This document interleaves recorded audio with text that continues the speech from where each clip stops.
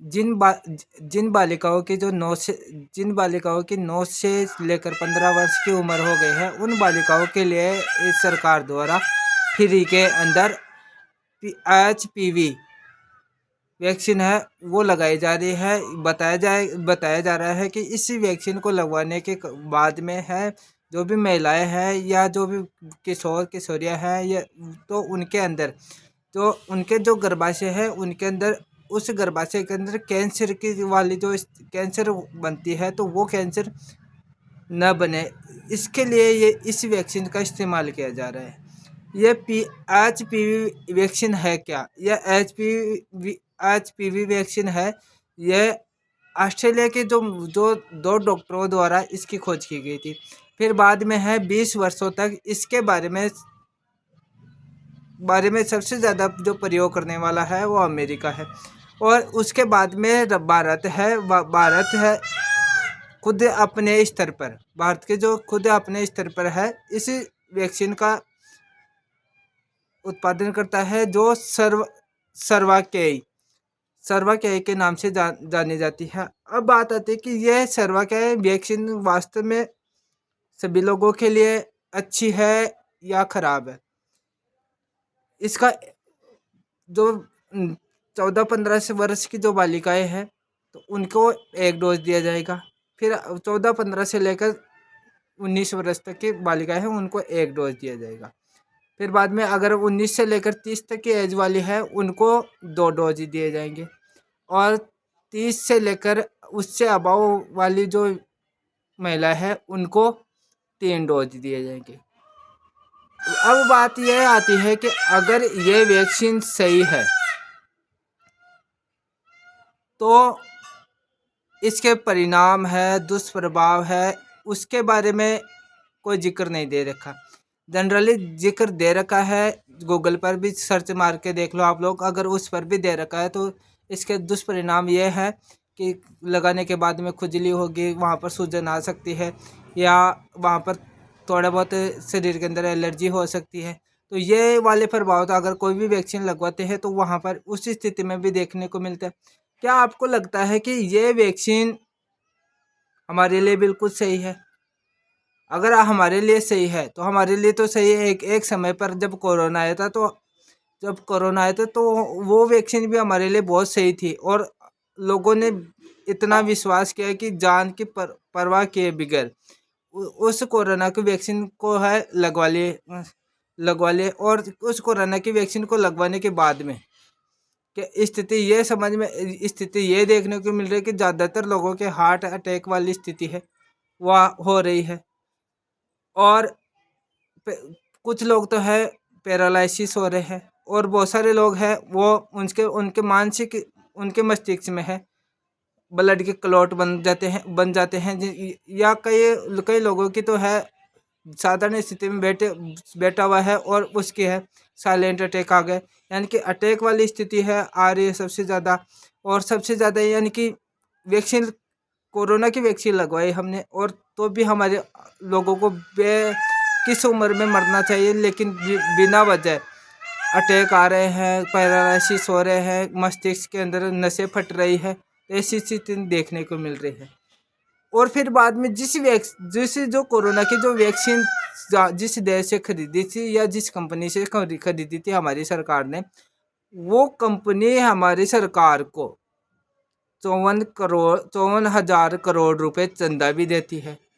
क्या ये सिस्टम क्या ये सिस्टम में कुछ गड़बड़ी हो रही है, या वास्तव में यह आम जनता के साथ में आम जनता के स्वास्थ्य को लेकर पहले लोगों को डराया जा रहा है, और फिर बाद में वास्तविक बातें हैं उनको छुपाया जा रहा है। नेट पर भी आप लोग अगर HPV के बारे में ज़्यादा जानकारी प्राप्त करोगे तो वो जानकारी देखने को पढ़ने के लिए है ही नहीं, क्योंकि किसी ने अपलोड ही नहीं की, किसी को पता ही नहीं है। ज़्यादातर महिलाओं को तो ये भी पता नहीं है क्योंकि हम लोगों को ये पहले डराया जाता है कि आप लोगों के अगर कैंसर हो जाएगा, और कैंसर भी वहाँ उस जगह पर होगा जो जहाँ पर न किसी को दिखाया जाएगा न किसी को बताया जा सकता है, और सब लोग डरे हुए होंगे। और किसी के उस बीमारी के बारे में तो महिलाओं की बीमारी के बारे में तो किसी को बताया भी नहीं जा सकता। लेकिन इसके पीछे अगर आप लोग थोड़े बहुत जागरूक हो तो आप लोग सर्च मार के देख लेना। इसी के साथ में ये वैक्सीन है उसका एक निर्धारित मूल्य है, वो 11,000 रुपये है। और हमारी सरकार है ये पूरे भारत में फ्री में वैक्सीन लगवा रही है। अब दूसरी बात आती है कि अगर किसी वैक्सीन का एक डोज का 11,000 रुपये है और हमारी सरकार है वो सब फ्री में लगवा रही है, तो आप लोग इस बात को भी देख सकते हो कि अगर हमारी जो जनसंख्या है वो 145 करोड़ है, जिसमें आधी महिलाएं हैं। अगर महिलाओं की बात ली जाए तो जो जिनकी एज ज़्यादा है उनको छोड़कर हमारे पास में बचती है 60 करोड़ महिलाएं। अगर एक महिला को एक डोज दिया जाए तो 60 करोड़ इंटू 11,000 को मल्टीप्लाई करके देख लेना आप कितने रुपए बन रहे हैं। क्या ये सरकार इतने पैसों को बिना किसी लाभ के खर्च कर रही है?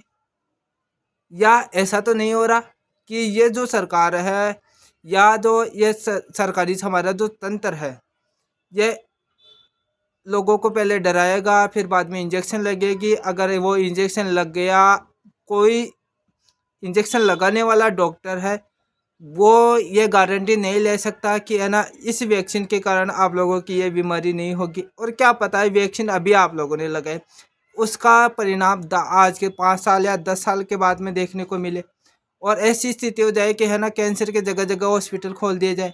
क्योंकि कोरोना की वैक्सीन लगने के बाद में जगह जगह पर है हार्ट के हॉस्पिटल खुल गए, क्योंकि उनको पता है कि हार्ट की बीमारी होगी तो हॉस्पिटल में आके भर्ती होगा। और अगर ऐसी कैंसर वाली स्थिति महिलाओं के साथ में हो गई, माने कि कोई छोटी बच्ची है जिसकी एज 19-20, अगर वो 13-14 वर्ष की एज में लगाती है और उसका साइड इफेक्ट है 5 साल बाद में या 10 साल बाद में देखा जा रहा है, तो अगर आज हम उस वैक्सीन को लगवा रहे हैं और वैक्सीन को लगवाने के बाद में हमारे पास में तो कोई सबूत भी नहीं है, क्योंकि वो डॉक्टर जिससे हम लगवा रहे हैं, क्योंकि ये प्राथमिक चिकित्सालय में लगवाए जा रहे हैं, मैं आंगनबाड़ी के अंदर में लगाई जा रही है और जनरल हॉस्पिटल में है, जिला हॉस्पिटल है, वहाँ पर सब जगह ये निःशुल्क लगवाए जा रहे हैं। तो क्या जो लगाने वाला जो डॉक्टर है वो ये कन्फर्म लिख के दे सकता है कि क्या इस वैक्सीन के कोई भी प्रभाव नहीं पड़ेंगे? अगर पड़ेंगे तो हम लोग जिम्मेदार रहेंगे।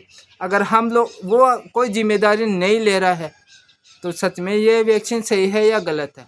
आप लोग इसके बारे में अच्छे से जानकारी प्राप्त करोगे और कमेंट बॉक्स में लिखोगे कि ये सब लोगों के लिए, आम जनता के लिए ये सही हो रहा है कार्य या गलत हो रहा है।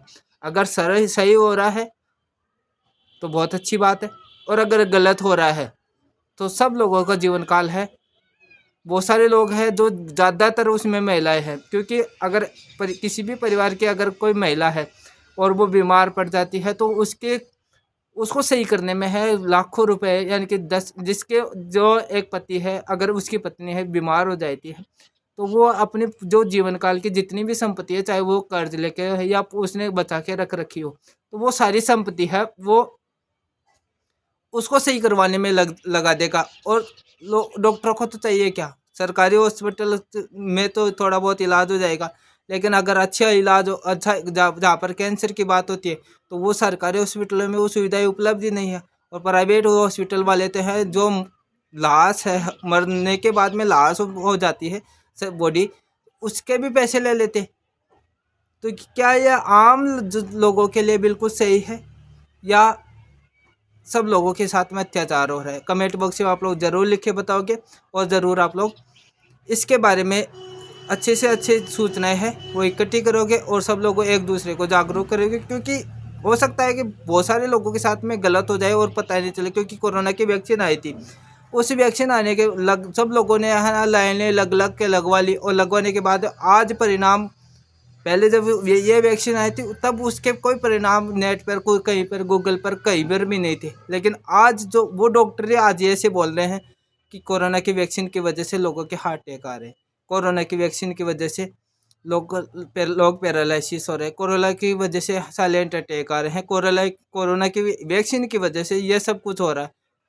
क्या पता है इस वैक्सीन की वजह से, क्योंकि 11,000 रुपये के एक डोज है और सरकार फ्री में दे रही है। अरे सरकार अगर फ्री में कुछ दे रही होती, माना कि 11,000 रुपये की डोज है वो फ्री में दे रहे हो, तो फिर पेट्रोल और डीजल गैस है उसके उसके तो भाव है, कम क्यों नहीं कर रही।